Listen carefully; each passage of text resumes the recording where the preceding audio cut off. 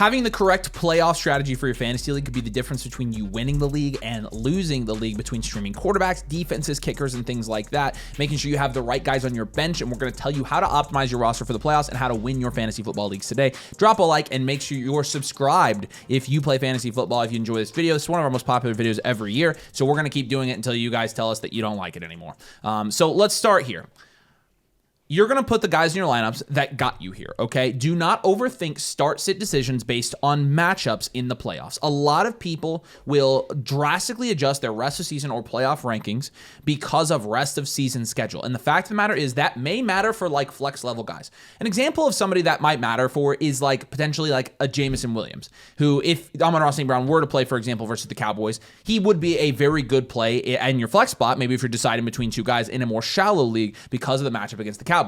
Positive matchups are different than negative matchups, and a lot of times people fade good players because they have bad matchups in the playoffs. Start the players that got you here, that scored you the points to get you in the playoffs, to get you the bye week. Start those players. Do not overthink your start sits in the playoffs. Keep it simple, stupid, aka KISS, right? People order our patties. In the playoffs, depth no longer matters. It doesn't. Like, if you have a severe injury in the playoff, you're probably just screwed. Depth is important to have that insurance throughout the whole season. So in terms of depth, drop your low upside and high floor players, because you really, if you're not putting them in your starting lineup, you should have already traded them. But the guys that are waiver level guys, you're dropping them off your team anyways. And now you're going to get insurance and high upside flex options. So the guys that could be facing Dallas that have super high upside, the guys that are your insurance, that we'll talk about this as well, specifically at running back insurance. But those are the types of guys you should be rostering as you get into the fantasy playoffs to make sure that your bench is in perfect condition no matter what happens in your fantasy playoffs. Yeah, so we just saw a great example of this actually with Blake Corum this past week when Kyren Williams left that game. Blake Corum got a good amount of work, and he really just kind of picked up right where Kyren Williams left off. And Blake Corum isn't, as a talent, going to be anything like Kyren Williams is, but from an opportunity and production perspective for an offense, it's one of the better ones in the league where they're going to be in the red zone very often. He's going to get goal line carries if he's the next man up. He's going to get, 80% of those touches. He's going to be on the field a lot. So he's a really, really good guy to pick up there. Zonovan Knight as well has actually been a pretty startable option for the last month or so, since they kind of figured out who really is going to be the number one guy there without Trey Benson. If Trey Benson comes back and he kind of takes over that job, that's not going to be a surprise. But let's say Trey Benson comes back and they ease him in, or Trey Benson comes back and they just don't really use him because he's banged up and they just don't feel very good about him, or maybe he gets injured again. If you're a Benson owner, you've been waiting for him to come back, why don't you just hold Zonovan Knight as well? Take Van Knight, and if he ends up being the number one guy for the rest of the season, then you've got a potential flex option who has a touchdown upside any given week. Emmanuel Wilson is another guy who, when Josh Jacobs went down, was a phenomenal flex play. I mean, he was getting, again, very similar to Blake Corum, just pretty much all the goal line touches that Jacobs was getting. And no, he's not going to be as good, as explosive, but he gets enough volume that it raises his floor enough, and he gets enough touchdown upside in the red zone that it's worth looking into just flexing him, even if you lose a guy like Jacobs for a week or two with, maybe re-aggravating his knee contusion or something like that. Jerome Ford and Dylan Sampson on the Cleveland Browns. If Quinshon Judkins were to go down, I mean, these would be the next guys up, and one of them could potentially be a league winner in that offense. Ray Davis and Ty Johnson, same thing with James Cook there, right? That's a high-octane offense that scores a lot of running back touchdowns. Most of them are James Cook, but Ty Johnson is a pretty heavy receiving use back in that offense, and Ray Davis would immediately step into the James Cook carries if James Cook were to not be able to play. And so those are guys, again, that if you have James Cook, you're going to want the backup there as well. Tyler Allgeier's already. He's flexible now. He's already scoring the touchdown. And Bijan's still scoring at a 20-point per game. But I think Tyler Allgeier, man, I think he's somebody that if you stash in your roster, if he were to step into the right situation somehow, he could potentially win you a week by himself, just because of the amount of red zone carries that he would get in the event that Bijan Robinson were not able to play. Now, the thing with Tyler Allgeier is you can just go ahead and look at the schedule for the rest of the year. Seattle is bad. Tampa Bay, Arizona is good. Los Angeles is bad. And so really the only game where you'd consider flexing him now without there being an opportunity for him would be the Arizona game, probably in week 16. But outside of that, some tougher defenses. But again, he's already flexible. possibly should already be rostered in your league. And if he's not, he's a great guy to put at the end of your bench. Yeah, and then a few other guys here. Jordan Mason, who's looking to potentially be the lead back again if Aaron Jones misses a week. I know Aaron Jones is day-to-day with that injury, but Jones has been banged up on and off for the entire season and was dating back to last year. That's why they brought Mason in to begin with. He's shown productive weeks, productive opportunities. Bill Krosky-Merritt has not amounted to what people thought or were hopeful that he could be this year for the Commies, but if Rodriguez were to go down or McNichols were to go down, this would go from a 3-back committee to a 2-back committee with maybe more opportunity for Bill to get in that offense. And now, oh, by the way, Jaden Daniels is coming back, which I do think opens up another dimension for that offense as a whole. Rashad White and Sean Tucker have both had their productive weeks when Bucky Irving has been banged up. Bucky Irving obviously looked phenomenal the week that he came back healthy after missing like 6 or 7 weeks. But if he were to go down, again, you're going to want one of these guys to flex because they have touchdown upside any given week. Sean Tucker, definitely the higher ceiling guy. Rashad White with his receiving capability can have a higher floor. Isaiah Davis, just like Braylon Allen, can be ultra productive any given week, even with Breece Hall in that offense. But if Breece Hall were to miss some time, you feel pretty decent about him as a last resort flex option. Nick Chubb, if Woody Marks were to miss time, and then Justice Hill, who not only is a garbage time guy, apparently, he's been more productive than Henry in a couple of weeks this season just because the game script has been passing for like the entire fourth quarter, and he's a passing down back there. As a passing down back who can get carries, if Henry were to ever go down, that would be a guy that you would want as well. You need to be stashing rookie wide receivers who have yet to break out. And we mentioned this at first, but you know, guys like Darius Slayton and Cooper Kupp, those low upside, high floor players, they are essentially useless to your roster at this point because you are not starting them. They're probably the second or third option if you have a guy go down or something like that. And when you were talking about shooting for upside, just like when you're drafting at the beginning of the season, having those upside guys on your bench for the playoffs as well, young rookie wide receivers that could break out at the end of the season. We've seen plenty of examples of rookie wide receivers the last 4 weeks of the season really come on. Amon-Ra, Christian Watson. It happens. Jalen McMillan. Rashee Rice, the last 4 weeks of his. I mean, it happens a lot. A lot of times, this is where it clicks for some rookie wide receivers. And so guys like Jaden Higgins, who you've seen his target volume actually go up recently. And He's I'm not probably saying, my favorite. Honestly, I love Jaden Higgins if he's on waivers right now. And I can just tell you, in sleeper leagues, he's rostered in 40% of leagues. And he has had 7, 7, 9, and 5 targets in his last 4 games. He's had 8 targets in week 8. And so in 5 of his last 6 games, he's had 5 or more targets. In 4 of his last 6 games, he's had 7 or more targets. Yeah. I think this is a great one. He's also had 3 touchdowns since week 8. Like, I think Jaden Higgins is a guy that should absolutely, if he's on your waivers, pick him up immediately right now because he is somebody that is a great stash within the season. Matthew Golden hasn't been able to get it going this season, but you have seen flashes from some wide receivers there. Christian Watson has been good recently because Matthew Golden has been out. Matthew Golden could come back in week 14. I think it's worth holding him there just in case, there's more injuries and that he steps into a high volume role. Again, just a stash at this point, somebody who's rostered in 31% of leagues. Luther Burden, you've continued to see his production kind of slowly creep up this last snap week. Share going up a lot against too. Philadelphia. He's had 7 or more points in the last 2 weeks, 51% snap share in each of these weeks and 5 and 6 targets. So a pretty consistent role he's carving out. And who knows if DJ Moore were to get injured in that offense, Luther Burden would immediately step up to be an 80% plus snap share guy. I think he would immediately get 7 targets a game, and I think he could have touchdown upside as well, depending on how he's used. Obviously, he is more of a gadget guy player, but I think he has a ton of upside with his athleticism, and so he should be rostered. Pat Bryant. I mean, we've already talked about this, but think about that offense right now in particular.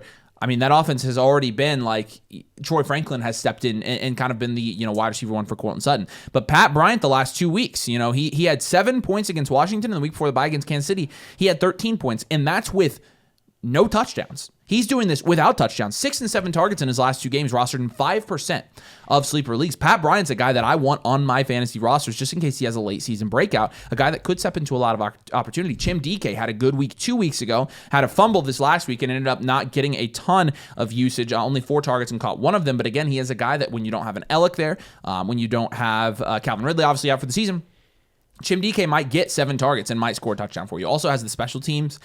He has 2 punt return touchdowns on the year, and he has I think it's just 2. So I think with the special teams upside, that's just like an added bonus. But again, you've also seen in bad offenses, teams just try to get anything out of the young guys that they have to see if they can develop them in any way. So you've seen that with DK towards the end of the year, is they'll just kind of feed the guys who haven't gotten an opportunity yet to see if they can get anything out of them, to have any sort of positive outlook heading into 2026. And then a couple other two guys, Jalen Noel, same offense, obviously, as Jaden Higgins. I don't think he's as high upside, but I mean, he is a guy that, his snap share hasn't gone up, but he's just another upside guy that you could consider. And then Alec Iomanor, again, we just talked about that same thing as the Chim DK argument, except, a different guy there, right? And so those are all rookie wide receivers that could, have a good rest of the season. You could end up plugging them in the last couple of weeks of championship if they get on a hot streak or things like that. But again, you're stashing for upside now, guys who could immediately step into a role and be good, or guys who are starting to catch fire as a rookie, guys who could potentially be league winners in the playoffs, guys genuinely not rostered in a lot of leagues right now. Let's talk about QBs. Yeah, I mean, it's crunch time. There's no week at this point on that you can afford a dud from any of your players, but specifically the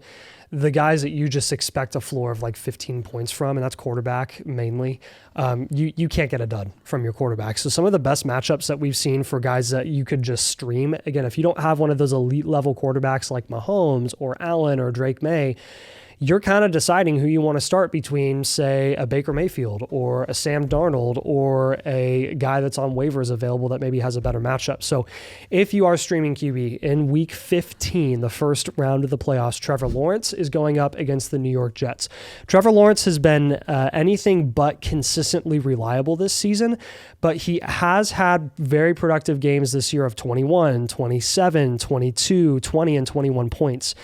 He actually has two matchups against Indy as well, who's probably not going to have Sauce Gardner when he goes up against that team. So again, you're looking at a number of solid matchups for the rest of the season for Trevor Lawrence, but specifically against the Jets, who are just absolutely cooked, and a lot of people produce a lot of fantasy points against them.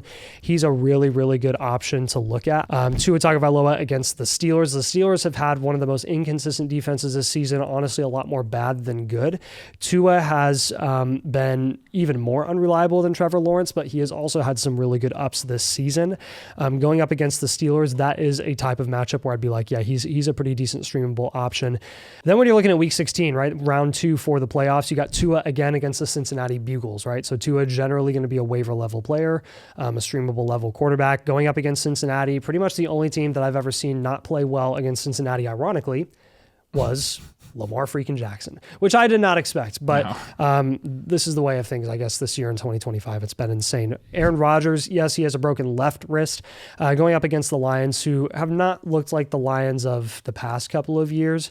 They've still been a fine team overall, but their defense has allowed a lot of production to a lot of different quarterbacks this season. This would be a pretty solid opportunity for Rodgers to be productive. Week 17, this is your championship week. Jacoby Brissett, if he's still starting against Cincinnati, I mean, you better be all over that matchup. Jacoby Brissett is already pretty startable every single week.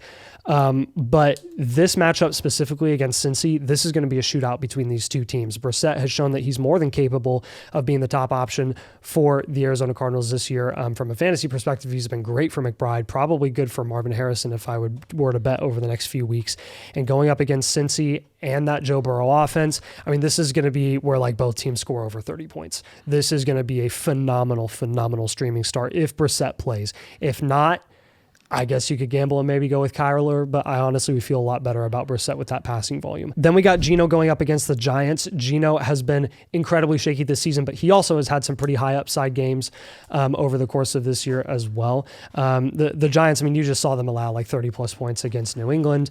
They allow a lot of production to a lot of offenses that they go up against. They just have a lot of defensive holes, and that's a type of defense that I would be like, okay, yeah, Geno is capable of carving them up, so that's a streamable option. And then Tua, for the third straight week going up against the Bucs, Tua has a really good playoff schedule. He just does. And if Devon Achane doesn't just take every single touchdown on the ground, which is always a possibility, but I do think that Tua and Jalen Waddle honestly are both pretty capable of carving up the defenses that they're going up against in the playoff. All right, let's talk streaming defenses now. I'm streaming defense in the Flock League, the biggest fantasy football league on YouTube, and so I'm also kind of honing in on the strategy.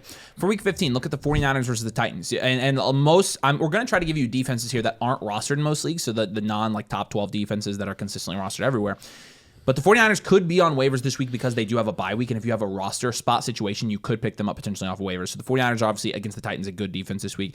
The Panthers play the New Orleans Saints this week. The Panthers defense has actually been not bad at all this year, and the Saints are giving people a lot of defenses, a lot of points right now. And then the Cowboys versus the Vikings.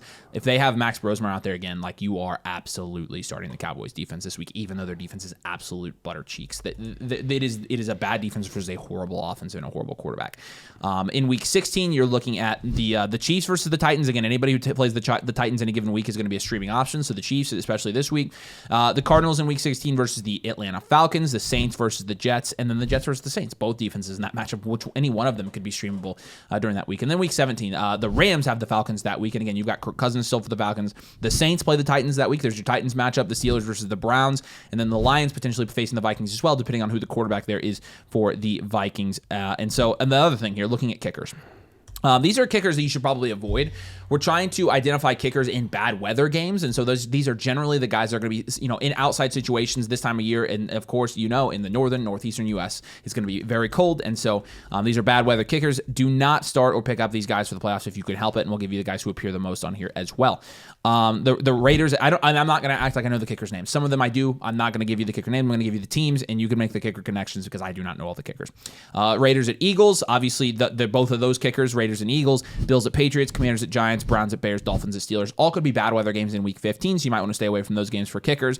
Packers, Bears at week 16 now. Packers, Bears, Vikings, Giants, Bills at Browns, Eagles, Commanders, Patriots at Ravens. And then week 17, Broncos at Chiefs, Patriots at Jets, Steelers at Browns, Eagles at Bills, and Cardinals at Bengals. I will say this about defenses and kickers, honestly, less about kickers and more about defenses that I meant to kind of put on here from a roster construction standpoint. Roster multiple defenses in the playoffs. That's what I do every single year. I think it's a smart play, and you can kind of work ahead, 1 week ahead with your defenses and kind of use that strategy. And kickers, you can kind of go on a week-to-week basis, but we try to avoid the bad weather games, especially when it's really cold and snowy and disgusting. And this December is supposed to be super gross, and so I would imagine there's going to be a lot of really bad weather games this year. Yeah, I mean, rostering multiple defenses is just one way that you can play defense against the league mates that are in the playoffs that you're going up against. If you have all of the best possible matchups, then you're not only putting yourself in an advantage, but everybody else at a disadvantage for those positions that do make, unfortunately, a significant difference, like defense and special teams and like kickers. But just play defense overall. If you have roster flexibility, again, these handcuffs, these upside shots at wide receiver, these streamable quarterback options, look at the league mates in the playoffs that are really struggling at quarterback, that have unreliable options, and absolutely screw them over.